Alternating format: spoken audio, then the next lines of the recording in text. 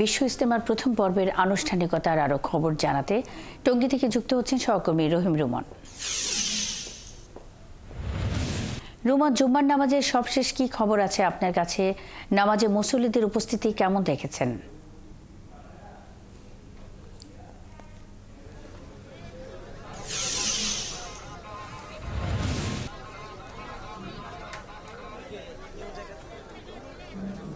মুন্নি, আপনি যেমনটি বলছিলেন যে আসলে মাওলানা জুবায়ের আহমেদের নেতৃত্বে কিছুক্ষণ আগেই জুমার নামাজটি শেষ হলো। তারপরে একটি জানাজা আমরা দেখলাম, যেমন জানাজার নামাজ হলো।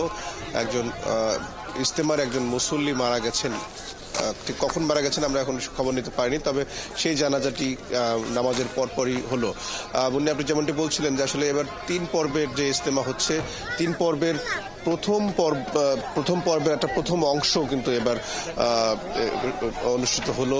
এই সকাল থেকেই আপনি জানেন যে যেমনটি বলছিলেন যে পাকিস্তানের মাওলানা জিয়াউল হকের বয়ানের মধ্য দিয়ে আজকে দিনের যেই ইবাদত সেটি শুরু হয়েছে। এরপরে দিনব্যাপী নানান রকমের তৎপরতার ভিতরে, নানান রকমের আমলের ভিতর দিয়ে ইবাদত বন্দেগী করেছেন ইজতেমায় আসা মুসল্লিরা আসলে বলছিলেন যে আসলে এখানে তারা আসেন মূলত ইসলামের দ্বীনি দাওয়াত শিক্ষা অর্জন করবার জন্য, যা তারা আবার পরবর্তীতে তাদের নিজ নিজ যে এলাকা সেসব এলাকায় ছড়িয়ে দেওয়ার জন্যই কিন্তু তারা মূলত এখানে আসেন। এখানে এসে নানান রকমের সংকটে তারা পড়েন, কিন্তু তারপরেও তাদের সেসব নিয়ে কোনো আক্ষেপ নেই। তারা সবসময় চান যে আসলে এখান থেকে একেবারে নিঃস্বার্থভাবে দেশি বিদেশি যত অনেক রকমের আলেমদের সাথে তাদের দেখা হয়, তাদের বক্তব্য শোনার সুযোগ হয়। এখান থেকে অনেক শিক্ষা নিয়ে তারা এলাকায় ফিরে যান। সেখানে যে তারা আবার সেই তাদের নিজের জীবনে সেগুলো বাস্তবায়ন করবার চেষ্টা করেন।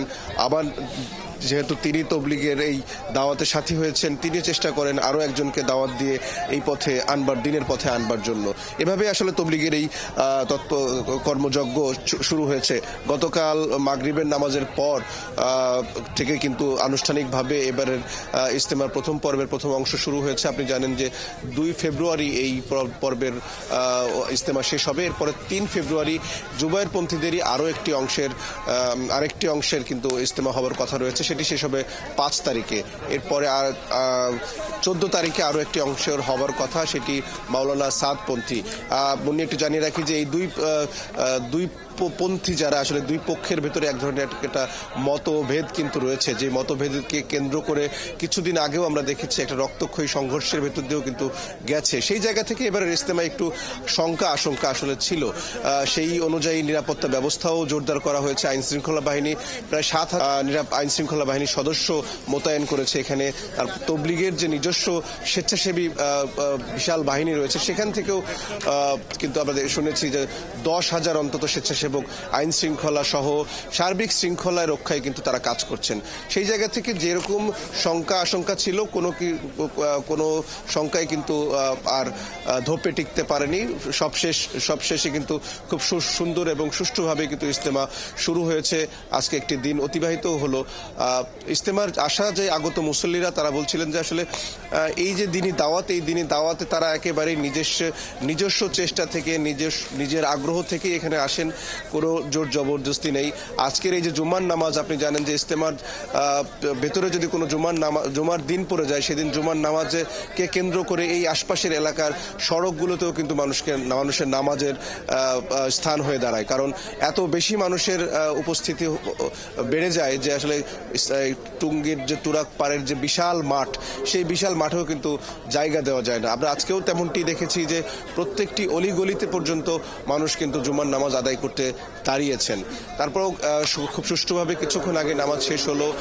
এরপরে আছে মুসল্লিদের দুপুরের খাবারের পালা রয়েছে। এরপরে আসরের নামাজের পরেও কিন্তু আরো আলেমদের বিভিন্ন দেশ বিদেশি আমরা শুনেছি, যেমনটি যে আসরের নামাজের পরে জর্ডানের একজন বিখ্যাত আলেমের কিন্তু এখানে বয়ান করবেন। সেই বয়ানও এখানকার মুসল্লিরা শুনবেন।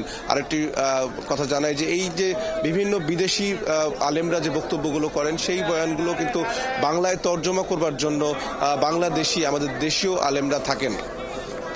তো সেই জায়গা থেকে মুন্নি, এবারের ইজতেমা খুব সুন্দর এবং সুষ্ঠু। আমরা দেখছিলাম যে ইজতেমা ময়দানে লাখো মুসল্লির ঢল নেমেছে।